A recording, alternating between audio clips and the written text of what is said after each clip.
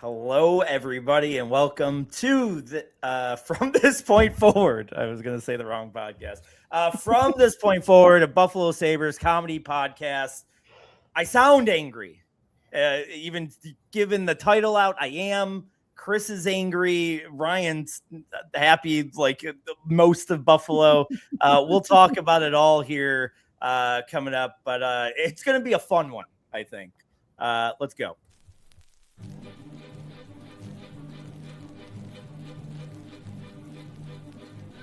Acknowledge the fact that in one of your favorite movies of all time, you thought the slogan was "Ducks quack forever" instead of "Ducks fly together."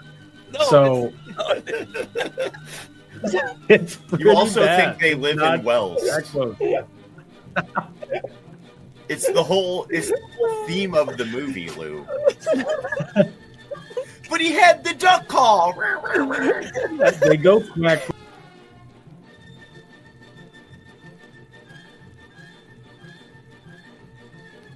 It would be Malcolm Subban, mostly because that one season where instead of letting him play for the Sabres for the last game of the year, they had him sing the national anthem. And it was a real, like, you're under contract, the season is over. We know you've only gotten to be up here a couple of times. How about you come back up here? Oh, great, I'll put my pads in the car. No. You won't need them. Just make sure you warm up the pipes when you're driving down the 90.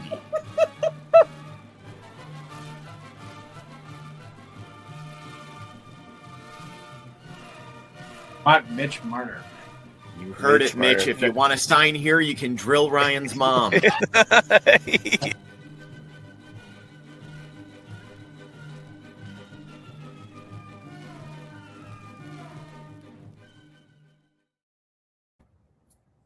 All right. So listen, I know, Chris, you got some shit to get off your chest and you're angry and you're usually the angry one. And I'm the one that has to kind of guide. And I know I'm the one that's supposed to just shut up and ask the questions. But may I, for just a minute, can I have a minute, please? My character arc over the last year needs to be studied. Do we not remember a year ago when an article was written about poor Louis Gott lost his Sabres season tickets because he couldn't afford them anymore? He didn't want to support the team, had him for 30 years with his dead dad. People were messaging me from everywhere. Oh, that sucks. You had to finally give it up. There was articles saying poor Louis. Look at it. I mean, just look at it. You look up Louis Gott Sabres, and it's come to this poor guy. Poor guy Louis Gott, a season ticket holder. I was a sympathetic person. Everyone was sympathizing with me. Everybody felt bad. And now here we are, a year later. I got the Sabres hating me, possibly some Sabres employees hating me for things I've said on this podcast. We know people hate me about the Brian Rust thing.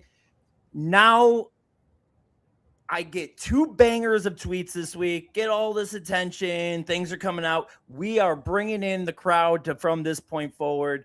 I was a Ryan Muro over here. Just retweets all over the place, likes. I was counting them every second, right? Now I have these tickets available that I paid full fucking price for, by the way, everybody. I hate that Sabres. This is what's wrong with Sabres Twitter, is they're all fucking young and dumb because Twitter wasn't even a thing the last time the fucking Sabres made the playoffs. So I got to fucking talk to all these idiots that think that they know what they're talking about, and I hate it. So now I'm trying to get rid of these tickets. Everybody's like, oh, they're not that expensive. And everyone's bitching about the ticket thing. It's so fucking stupid. If I gave up tickets for 30 years, I'm paying full price and I'm getting lucky. I'm sitting by the computer. I'm doing the thing where we all want to throw our fucking laptop because Ticketmaster is the worst fucking site that's ever been made. I did that. I went through it. I spent $6,000 on tickets. Jesus. Even my cat's mad at me. I spent $6,000 on tickets. Like, I did all that. And I'm still trying to find a way to give it to Sabres fans because we don't want the fucking Habs fans in. So I don't want to put them on the second market and try to get that money. I'm just trying to find ways to get, and people are, oh, you give it price gouging, blah, blah, blah. Go buy the fucking tickets yourself. Go do it. I'm sorry you're fucking poor and can't get into the game. I really am sorry. But I don't be mad at me. I'm over it. Sorry. Chris? Well, the truth finally comes out. You didn't give up your tickets because the team was bad. Your gambling losses finally caught up with you and you couldn't afford them anymore. And you have one good fantasy football season and suddenly you're spending $6,000 on playoff tickets. Oh, how the tides have turned. Fortune favors young Lewis Gott right now. But you brought me into something. I am not angry. I am old, and I agree with you on a little bit we're getting to Tabarnak later, Fred McSee, but the comment came up. I got distracted. Let the Habs fans in. I don't care. I'm sick of this crybaby stuff. They're professionals. They're going to have to play in Montreal. They'll see Canadiens fans eventually. I don't give a shit. I'm going to the arena. I am louder than every Canadian that has ever lived. I'm louder than 50 Canadians at once. I'm louder than 600 Canadians at once. Let them all in. They can sit near me. I'll boo the refs. I'll boo them. I will talk about how they don't even speak real French. They speak a bastardized language that isn't taught in schools. Okay, not even in the schools in Canada. I think okay, that's what this is from Fred McSee. I'm sorry, Habs fan. I don't think that's it. I think that's exactly what you're talking about. I don't even know what any of those things mean. I think that's that fucked up language that you're talking about. Yes. Secondly, Sabres Twitter, the crybabies about the people moving in, the dumb ideas that they have. You know what? I'm going to say it. I don't like the Blade Gang. I don't care that Montreal is trying to make their own Blade Gang. It's both lame. It was fun for a little while, and then I found out that Lou liked it. And you know what that means? That means it's hack. So take off those rollerblades and wear sneakers like grown adults. You're inside of a public space. You're going to injure somebody. Okay? I've had it. Do I have anything else? Yes. We're sticking with the internet, fans. Arguing with people, just farming for engagement, talking about a slew foot. I don't give a shit if Zach Benson threw a slew foot. And you know what I don't care about? Charlie McAvoy throwing a slew foot 2 games earlier than that, doing this whataboutism thing. I don't give a shit about that. You know what? You want to defend Zach Benson? Play 3 seconds before they go into the corner when they're absolutely battling each other, trying to get to that iced puck. And you have one guy who's over 200 pounds, and one guy who's wearing lifts in his skates. I know it says that he's 5'8". He's not, okay? He's wearing lifts in his skate. He's getting overpowered. The whistle goes. McAvoy stops. Benson keeps going. He falls. It's over. You don't need to defend him. Stop looking for the replies. Rye, you mad about anything? Or?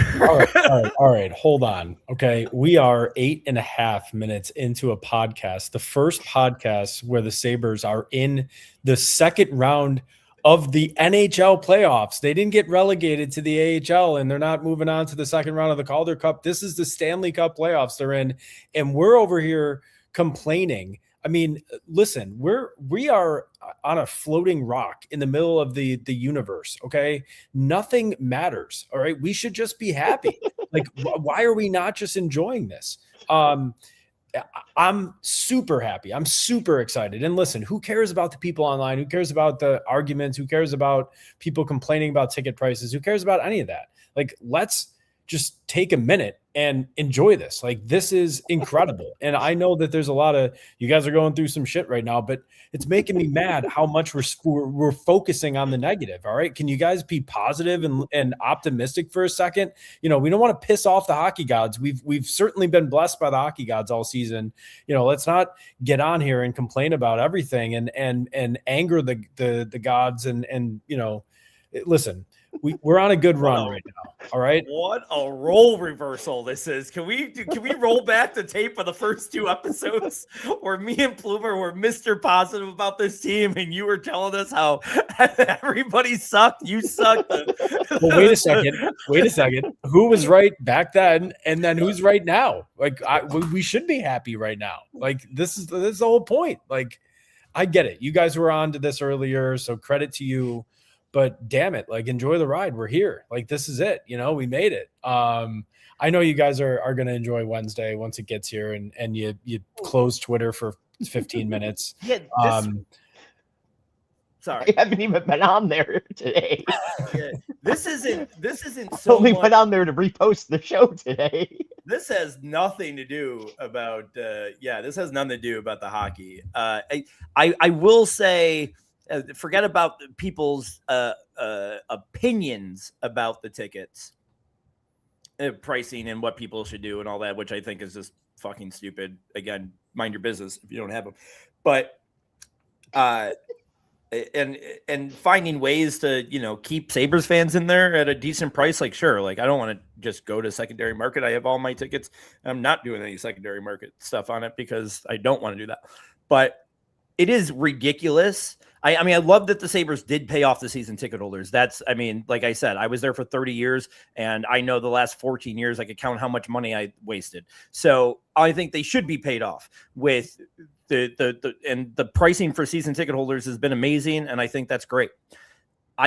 What you do when you set the face value so far ahead of what that pricing is you do set up this kind of environment and this kind of secondary market. Like, I can't even be, you know, somebody that paid $100 for their 300 level ticket and selling them for 3 times the cost they paid.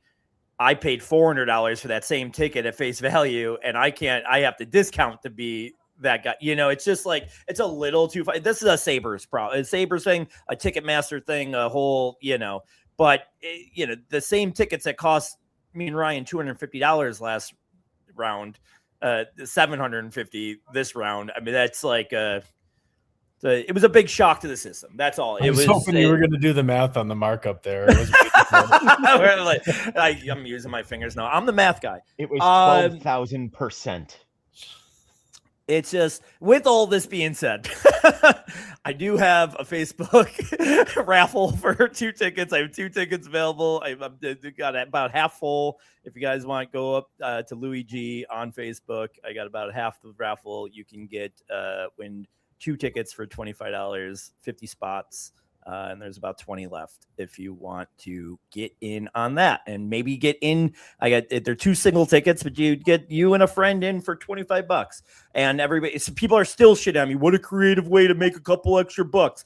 Yeah, it is. You want to know what? A Sabres fan's going to get in for $25, right? And the 2 tickets. That's awesome. I'm not jipping. Somebody's going to spend $25 on cigarettes today. One of those people, you know, I'm not jipping anybody, and I'm making like $200 on them. Like, should I not get anything? Should I not get anything for my time? Nothing for my time and effort? Nothing? You had me with the cigarettes line, and then you lost me with how much anybody can do the math. It's not like I'm hiding the math. This is what I paid. This is the people do raffles and take the risk, and I don't. People don't invest in shit to lose money. I'm not trying to kill anybody. I'm making sure there's a Sabres fan going. I could put him on StubHub for more than that right now, and some Habs fan would be in those seats. Yeah. You're welcome, Sabres Twitter. Stop fucking bitching about everything. They did. I will give you Sabres Twitter coming at me and giving me you got some love on that Darlene tweet, but you know, so I got a little bit of love with that. They came there going through and undoing their retweet right now. Everyone's just like, fuck this guy. I go back. I lost followers somehow. I don't know. Well, that's enough of our bitching. Like Ryan said, there's a lot to be excited about. I don't think we need to spend too much time recapping Bruins Sabres, but just because of one thing Chris mentioned, I do just kind of want to just tackle that a little bit. I don't want Benny to do the slew. I don't feel good that he slew footed the guy. No. The guy, had the slew foot 2 games before, like you said. He had just cross checked Darlene in the back.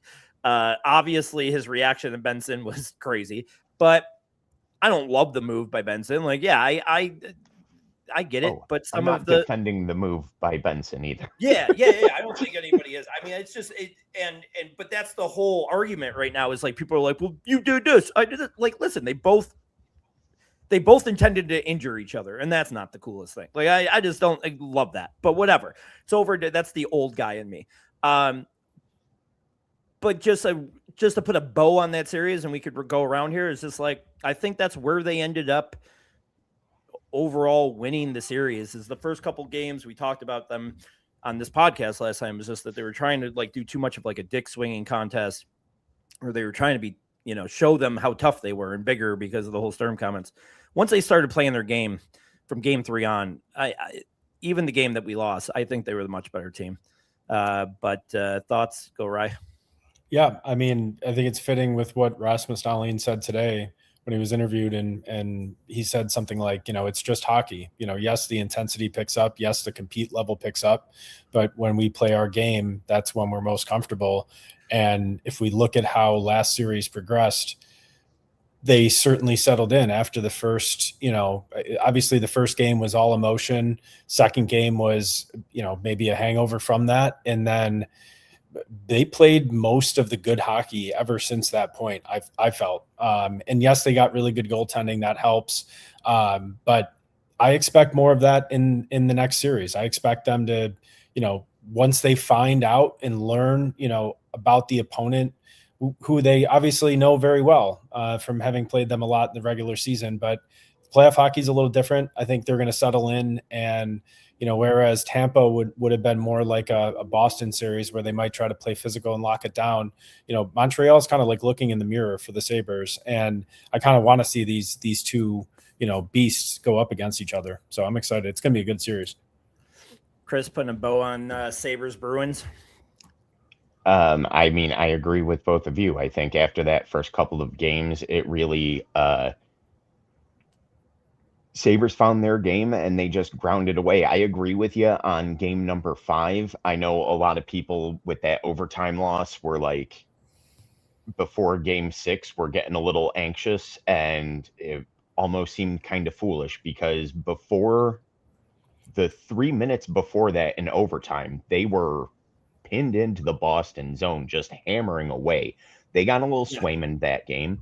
I mean, that pass to Pasternak is what, 2 inches from being offsides, like a quarter of a second slower pass, and he's offsides for it. Like, they played a pretty good game. Swayman had an excellent series. They fought through it. They found ways to get goals on a tough goalie. I think that's important going forward because Dobish seemed to be locked in that game 7. So if that carries over for him, playing forward, it should be exciting. I'm looking forward to it. Yeah, I really wanted Tampa. I thought for a couple different reasons. One, our friend Stacy Perez lives down there, and I probably could have got down there for a game pretty cheaply, and that would have been fun. But for hockey reasons, I think we would have blown them out of the water as far as speed goes. I know there's the whole experience and physical aspect and all that stuff, but like I really wouldn't have been worried about that. I mean, could just a counterpoint to that, they had 9 shots on goal in the last game, and I know they won, but that's a yeah. They kind of got dominated in that game, and I know Cooper's comments afterwards it doesn't look the greatest when you lose and you say that you won, you won the game but did not the score or something. Like, come on, dude, you can't say that. That's a little bit too much. But I get his point. They probably and very well did deserve to win. But sorry for interrupting. No, that's fine. I just felt way better. I felt like they would skate circles around them, and those things you got to worry about Vasilevsky, and you got to worry about the stars obviously taking over games. Man, Point was he has to be hurt. He was just so bad in that series to not look like himself. If he even was I think, close to themselves. You know, obviously one goal every game. You get a player like that just playing even at 70%, and that might go the different way. But great series, one of the best hockey. I mean, that game was a game 6 that was like 0-0 into the whole game, right? It was 0-0 going to, was it right? 0-0 A good going into 0-0 into overtime. yeah. Yeah. Unlike It was one of the most exciting 0-0 games you'll ever watch. I know the Sabres game was going on during it, but I kept flipping back and forth, and I caught a good portion of it. And man, what a exciting game. So yeah, I think Montreal mirrors us a little bit, and I think I hate to like sound so simplistic, but it's just going to come down to which big guy in a small net makes more saves, you know. And I don't think either goalie is extraordinary. I think they're both hot right now, and one's a rookie, so we don't even know, but obviously he stood up to the test there, and Lions the exact opposite. My prediction is we see UPL in the series at some point. I think Montreal has the game in them that like will light us up one game, and that will be the reset for the goaltending rotation. That's my opinion. If it happens when they're up 2-0, does it happen? Maybe not. But say it's 1-1, and then Montreal puts up a 7 spot. I wonder if we don't see the switch at some point in the series. Any thoughts on that? I don't expect a change. I can see it. The thing that scares me most about Montreal is, I mean, they have a lot of those guys that, those elite scorers. They also have a couple guys on the blue line that can, help in the offense. So I don't know. I'm pretty confident in the way that Lyon's playing right now. We've also seen him do this before, and not for nothing, I think the team just plays with a little bit more confidence knowing he's back there. UPL still scares me. I know he had a nice run, but I think, that game against Boston and that shakiness, I think that's more of his norm than the exception. Yeah, I don't know. Thoughts on that, Chris? I mean, I could see a change happening if something happens, like you are saying, if it's tight series or they're down and Lion just gets shelled one game. I'm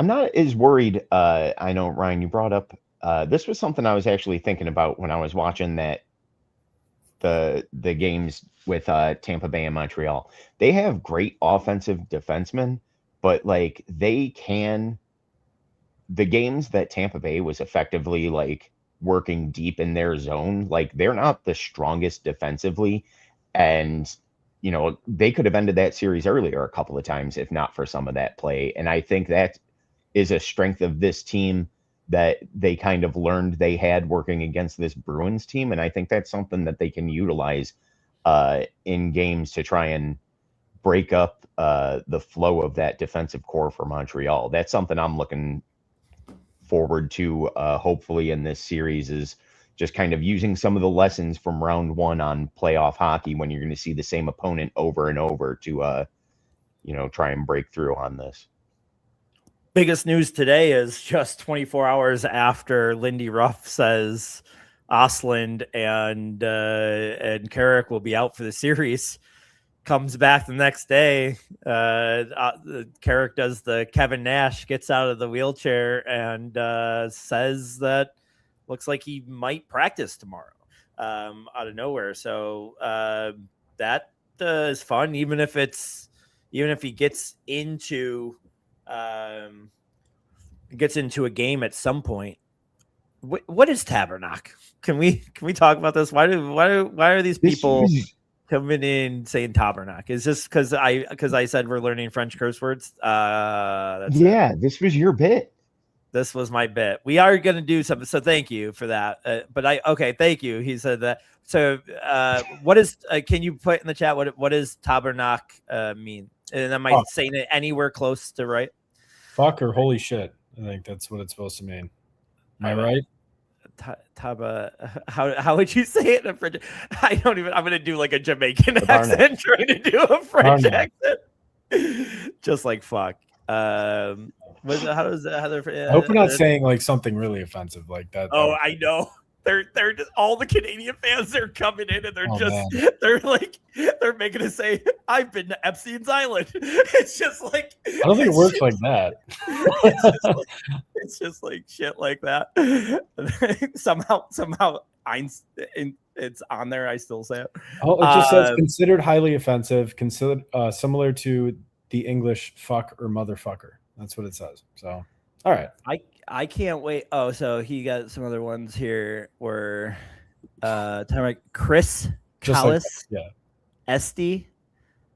All right, we're gonna learn some of these. Making friends. This is great. Yeah, you guys. If you guys are in, because I sold you tickets. If you bought my tickets on the secondary market and you come to the game, come see me. We won't throw you out. We won't fight you. We'll just say. I don't want to go back to that from earlier, but I was going to ask if Habs fan Fred MC was able to go on Facebook and join the raffle for your ticket. Oh yeah, yes, you could. We do. You could go on Facebook. If you comment in the chat, you can join Louis' lottery. That's it. If you want to, Louis G on Facebook. Go fine. You could get in for $25. Who could beat that? This is funny. I do what so this is already they already taught us all of them. I feel like those are all the words. I feel like that's all the look at how everybody says Montreal fans are the worst. Look at that's going to be a hell of a series, my friend. Can't wait. They call this my friend. Sabres Twitter is trying to fucking burn me at the stake, and this guy's calling me his friend. You know what? I don't know what jersey I'm wearing on Wednesday. I don't know yet. I'm joking. I couldn't even say that. I couldn't even play that bit. I got Mike Wilson ever play for the Canadians? He did not. He did not in his illustrious career. He also they actually retired. He went back to 34. He's hanging in the rafters now. He played for the Rangers and Penguins after, and when he played with the Penguins, he gave Pat LaFontaine his last concussion. Little known fact: Louis G will be bringing these constantly for you. Well, while we're on the Canadians and the history of Sabres Canadians, and we'll talk a little bit more about the series as we go, but I thought it'd be fun to just think of old random Canadian names. Can you any good ones right off the top of your head? Just a random. I think I'll start Vinny Damphousse, but that's not. I don't even know if that's super random. But Vinny Damphousse. Yep. I'm gonna go Jocelyn Thibault. Ooh, Jocelyn Thibault. That's a good one right there. Because I was recently reminded Dobesh's setup to me looks just like Jocelyn Thibault's when he was playing for them. But anyways, go ahead. Same color scheme. I guess it's easy to do that. Chris, any random guys you can think of? I mean, right now, all I can think of is like Guy Lafleur. There's some former Sabres that like were really shitty for us and then went get Paul Joel Byron. Armia.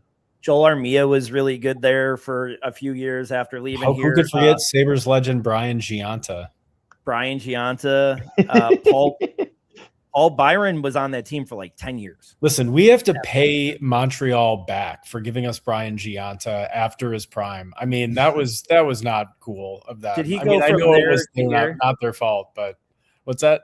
He went from there to here? Yeah, he was their captain, and then we get him. Oh, Craig Rivet too, former. Craig Rivet is a good one. Yep. Lots of back and forth there. I like Donald Brashear was. I mean, him and Ray. I spent some time today on YouTube just looking at old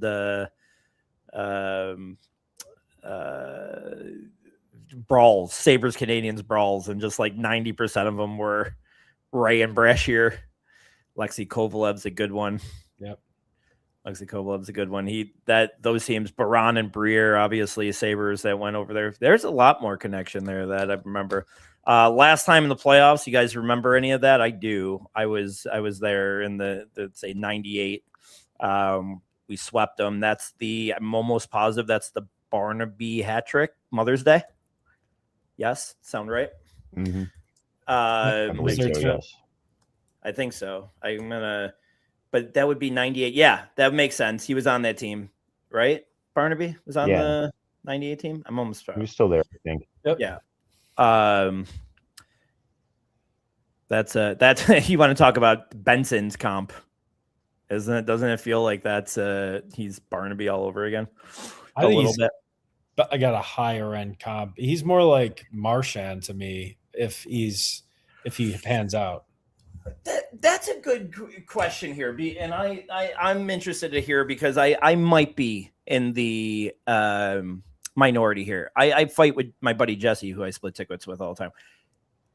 I think he maxes out as a 20. I don't think he's a 20 goal scorer or more than a 20 goal scorer. I think that's his max of his career. He does so many other things great. I'm fine with that, but I don't see him ever scoring more than 20 goals. Like he's just not I disagree. Yeah, I really don't know what he's shown you to show you that he's got that in him. His first goal in the NHL was through the legs. That was beautiful. That was beautiful. Kind of after that goal, I was like, this guy's going to be a stud. Yeah. But on top of that, here's what makes me think he generates a lot of offense, and players like that are around the net, they're going to get those chances. He's going to find a season or two where he has a higher shooting percentage and just gets lucky. So I think he's got, a handful of seasons where he can get to 30 goals. Like I don't think that's out of the question for him. Maybe that's too lofty of a prediction, but I think in a short sample size, I know playoff hockey fits him, and regular season's a little bit different. But I feel like I see the high end potential for scoring, but we'll see. Chris, thoughts? He had 13 and 65 this year, by the way. So that's right on pace for he's hovering 17 or 18. He's hovering, and that's also still 20-year-old. I know he's a 3-year veteran, but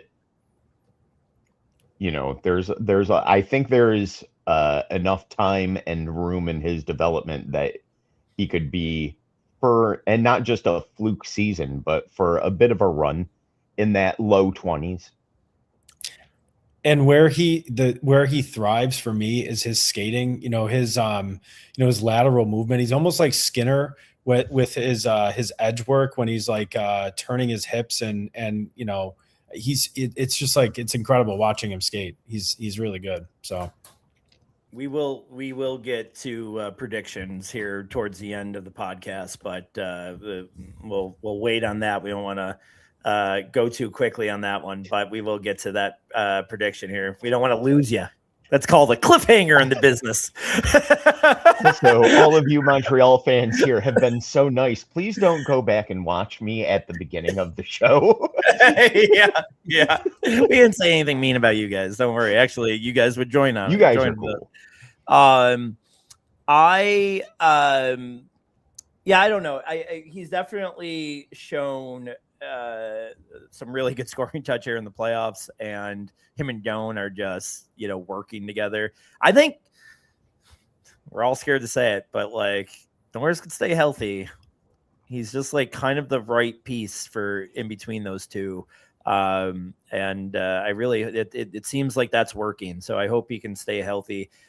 I hate the report. I can't imagine that St. Louis trade got held up. I know the report came out 2 days ago that the Sabres wouldn't add Norris to it.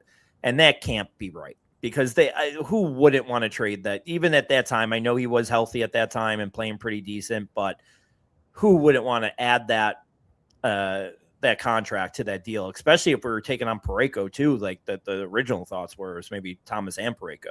Like you would have had to give away that contract. So I can't imagine that's true, or what the holdup was. I'm sure the holdup was like a big piece like Power or Osland or something like that. I can't imagine. Osland. I'm calling Osland a big piece 2 months later. I love this. I deserve some of the shit. Comparable to Brian Rust, Noah Osland. Yeah, I love it.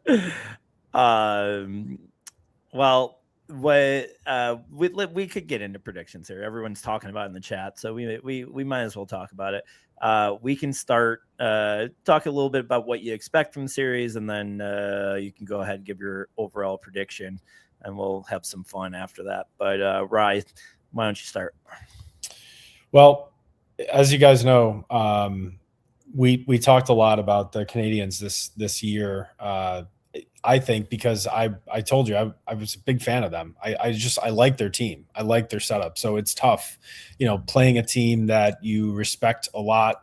And, I mean, it's got a young goalie. It's got, like, Chris said, offensive defensemen. I agree that defensively they're not, in zone breakouts are not their strong suit. And so maybe there's a area that you can capitalize on. But they're a really good team, and they're playing really well right now, I think, all things considered. So I do expect it to be a battle. I think it's going 6 or 7 games. I mean, I don't want to just say it's, Sabres in 7. I do expect them to find a way to pull through, but, that's just the Sabres fan in me, I think, mostly.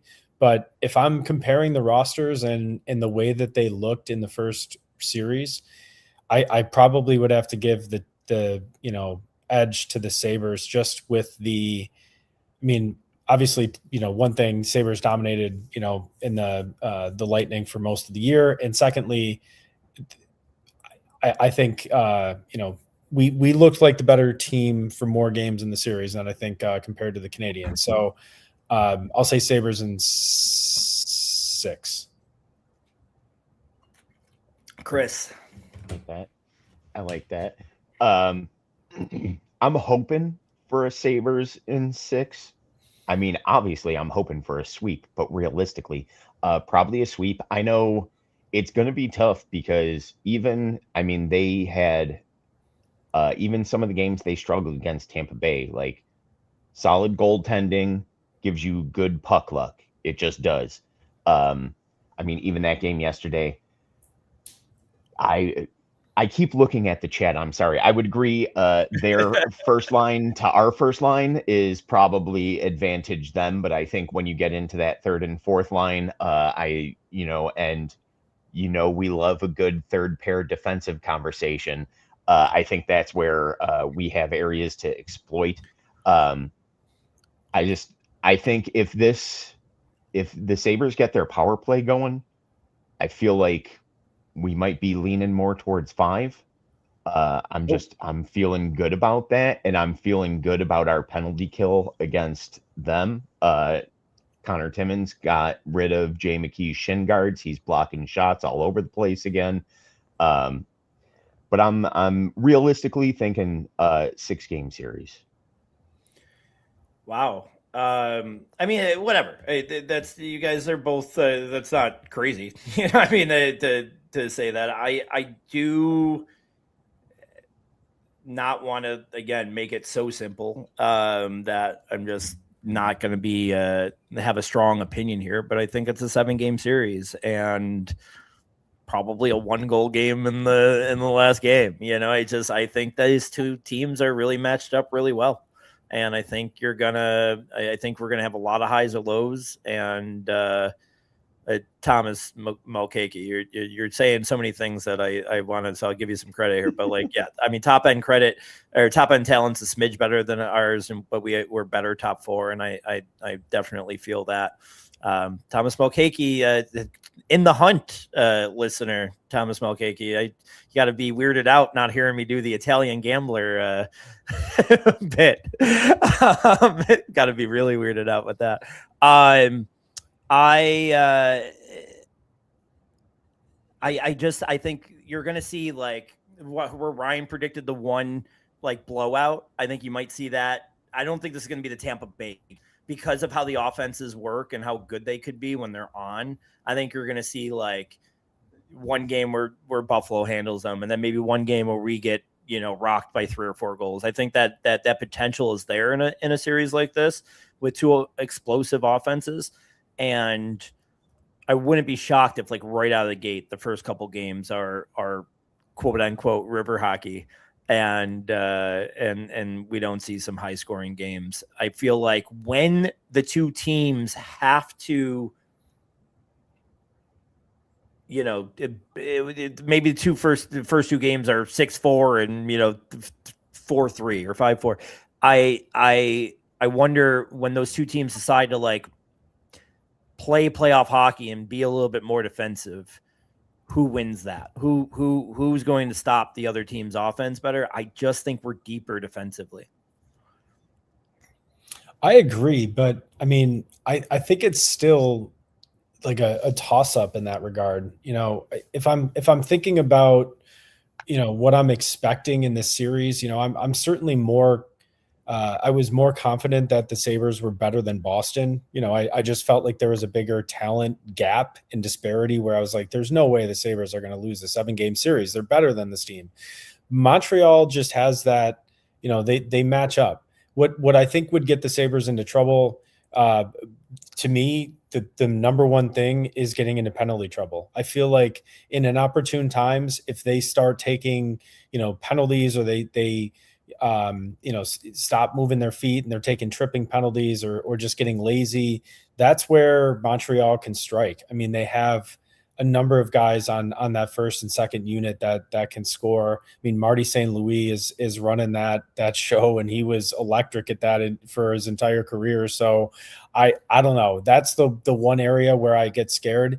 I also think that this is a series where I hate to say, it's not an imperative, but it would really make a difference to get out to a 2-0 series lead. I mean, to not be able to get both of the games at home, I think is a little bit daunting. I know, it happened in the last series and they still were just fine winning in 6, but Montreal is a different beast. Going to play in the Bell Center, that's also another beast. So I really think they need to start hot and the scoring's got to be there.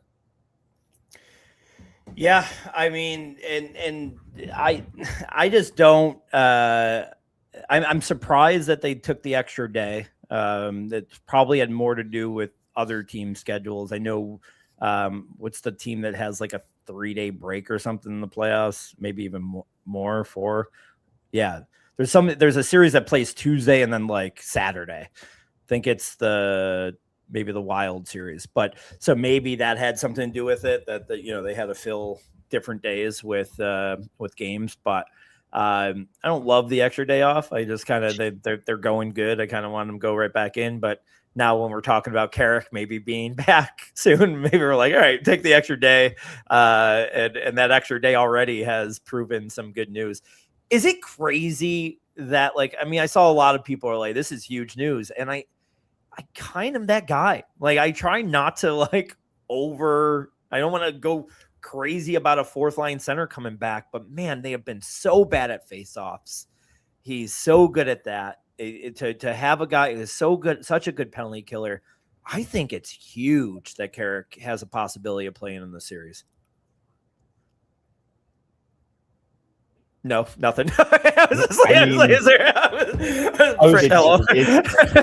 a massive upgrade from what they've been working with. For sure.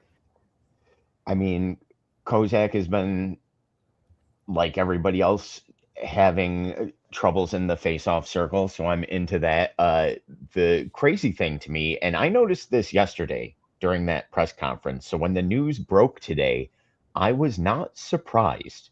And that's because we got a classic late 90s, early 2000s Lindy Ruff playoff presser, because he didn't say they weren't going to be available for all of round 2. He said they aren't going to be available for round 2 yet.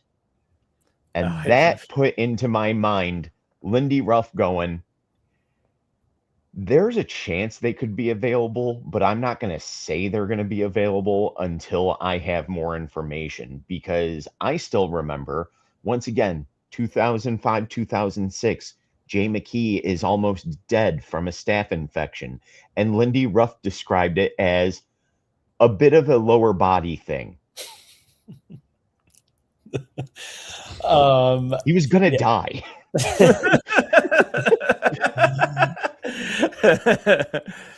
I do think it's a big deal. I don't think it's playoff hockey, as we have seen and we know, it very much matters to do these little things well, winning faceoffs, the little moments in the game, even just to have a guy that you're now confident that has a better than 50% chance in your mind to win a key draw at an end of a period, end of in a key situation. That's huge.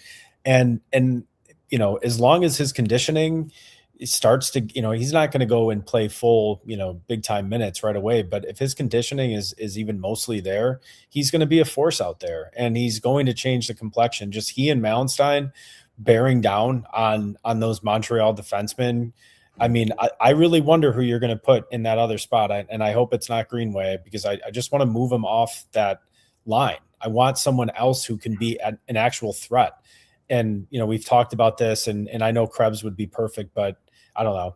He's playing too good. He is playing too good. I hate to say it. He is. I know. So somebody needs to fill that role. Kulik or Hellenius. I mean, I don't think. Dude, how insane would Kulik be? That would be the fucking best thing ever. Dude just fucking comes out. He's got a fucking heart meter on. It's strapped to his back. He just has a fucking oxygen tank. Like, let's fucking go. Carrick's out there with one elbow. Man, that's fucking playoff hockey. He's on a defibrillator.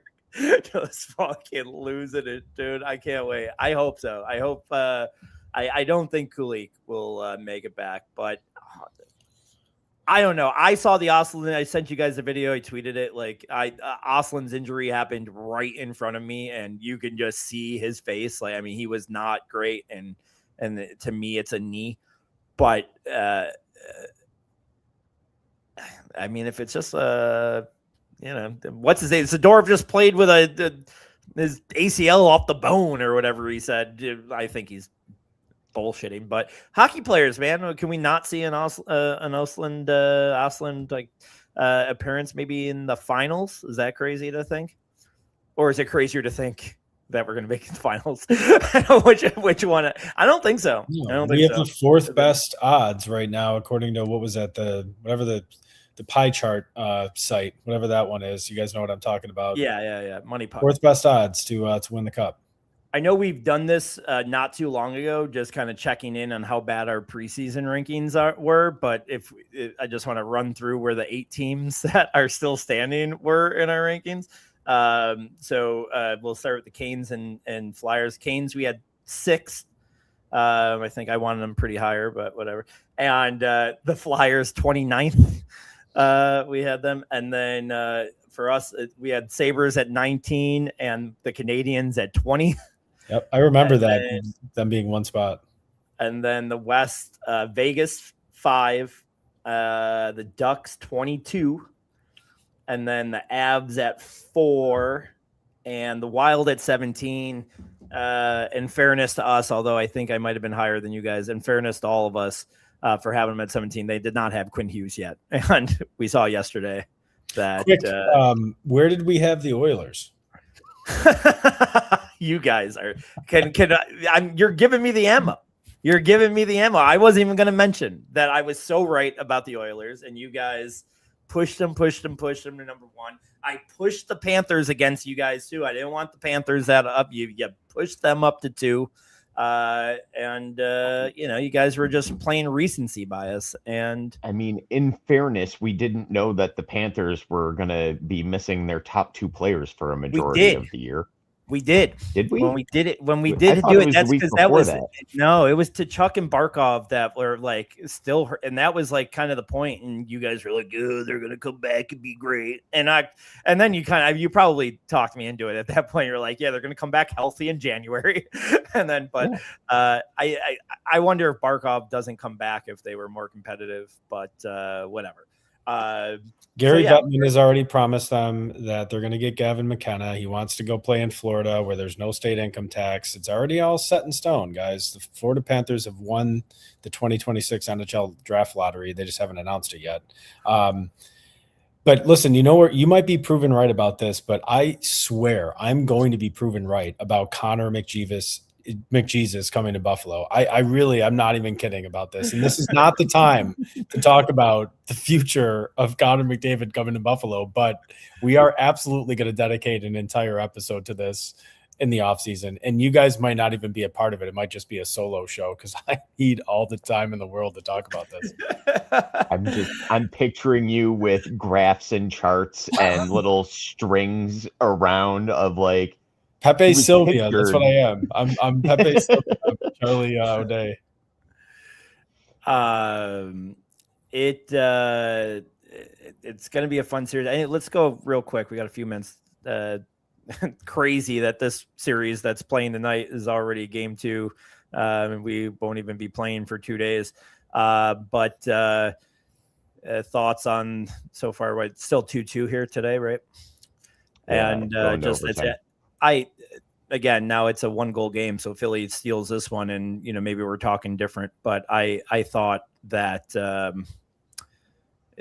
the Canes were pretty dominant. All three of us, I think, agreed that that the Flyers Philly series was just kind of the two bad team, just two bad teams that were, one of them was going to get through.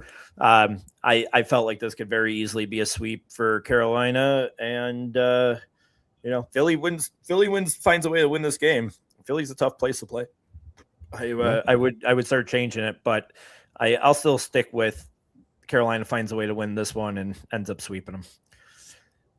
Mira? I think I probably have the most respect on the show for Philly. I think, goaltending is finicky, and I like some of the players they have, and Porter Martone is literally already their best player.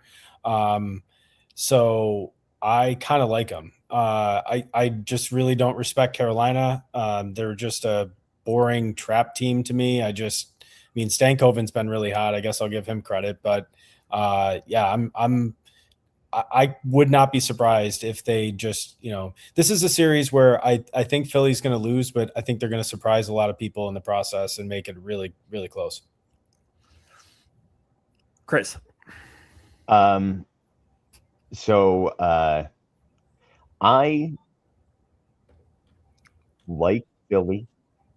I just don't think they're quite there. I don't want to disrespect them. I will say the Pittsburgh Philly series was the worst hockey I've ever watched in my life. That game 7-0-0 that went to overtime was just brutal. It did not look like a game 7. It didn't look like a playoff game. Like my 70-year-old mother was like, "Is this the playoffs?" That's how bad it was. They looked overwhelmed in game 1, but they look solid tonight. Vladar looks locked back in. They might make a bit of a series out of it, but I still think it goes to Carolina. Yeah, I don't know. I really like Carolina. They scare me the most. Probably, I would be a little bit scared of Minnesota. I think that just they play a pretty much all around game that in a better defensive system that might. They gave up 9 goals last night. I know. That was. Their defense. You want to talk about pond hockey? Their goaltending has been great between the two guys all year, and then that was it. And I saw someone tweet yesterday, like after that game, like this might be the first time that like 15 goals have been scored that no one blames a goalie for any of them. I don't know. Like a few of those, I thought Wallstedt would definitely have wanted back, and then a couple even that Wedgwood, right? Wedgwood. No, no. I'm talking about Wedgwood for Colorado. Oh, yeah, and Gustafsson never came in, did he? Oh, didn't Wallstedt let in all 9?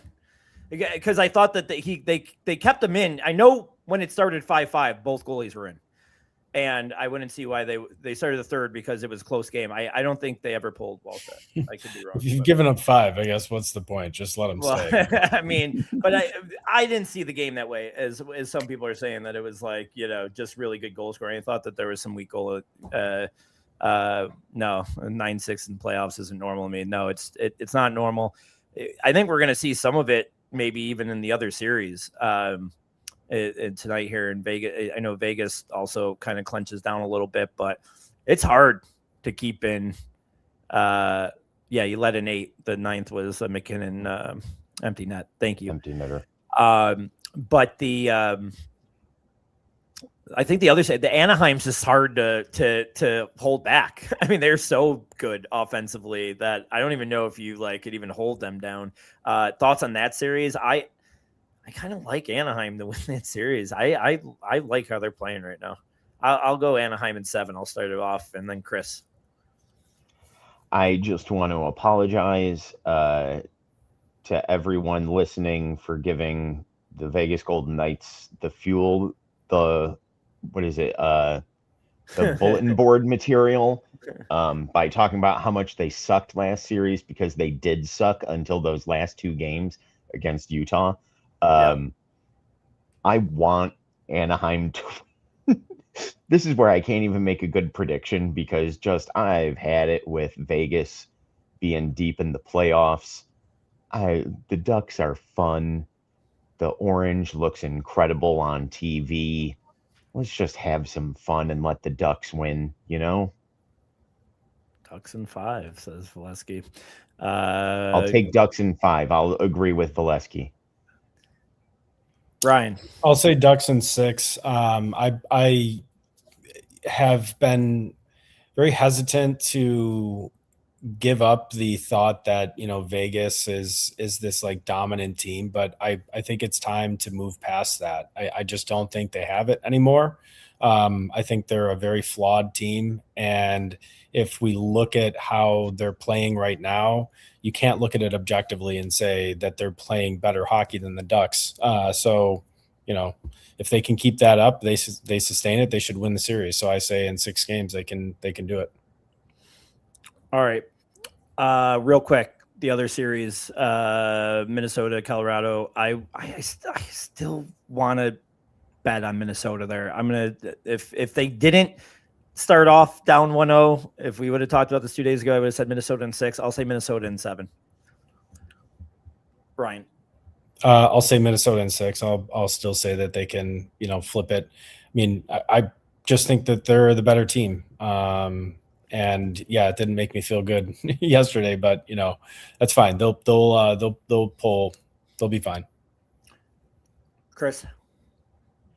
Yeah, I think Minnesota kind of turns the ship around and takes this one back. Probably take 6, might take 7. I think a little bit of yesterday is it's probably that first game. And you saw it they fell behind twice. They still managed to storm back. I think a little bit of it is the hangover from a tough series with Dallas where, you mentioned it, Lou, and we all kind of agreed whoever wins that series, that was the series of round 1 for sure, where whoever gets this one is, jet set into the finals. I still think Minnesota can turn it around. Yeah, I think Minnesota ends up winning the series, but now in 7. All right. Well, we wrap up. Please go like and subscribe to us on YouTube at From This Point Forward and under the Not Your Uncle's podcast station. Ryan and I, all 3 of us will be at the game right on Wednesday. You're going to be there, Chris, right? So we'll be I'm going to be there. I know Ryan and I will be down, I think 114, I might be right. 114, yep. 116. Yep. Signing autographs between 5 and 6, right, guys? Yeah. Yes. I will be bringing my merch to set up.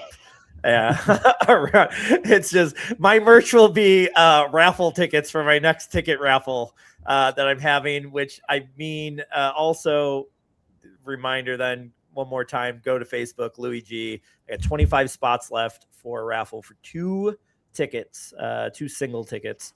But you could get them for $25, 2 tickets. Go to Louis G, enter that raffle, and let me fill that so I could stop stressing about that for the next 2 days. And then we'll do maybe I shouldn't say definitely in 2 Mondays. I forgot what the schedule is like, but we might just take some emergency podcasts throughout the series as needed. Look for us on X at From This Point Forward, and then you can follow us all at our X handles that you see on the screen. For Chris Plumer, Ryan Mura, I'm Louis G. Go Sabres. Ooh, Sabres on the warpath. Keep the Habs fans out of there. Do raffles. All raffles. Oh, Talk to you guys soon. hold on. That reminds me. We were learning French curse words. Oh, you got some. Nique ta mère, everybody in the chat. We'll have to Google that to find out It what means that means. fuck your mother. Whoa, dude.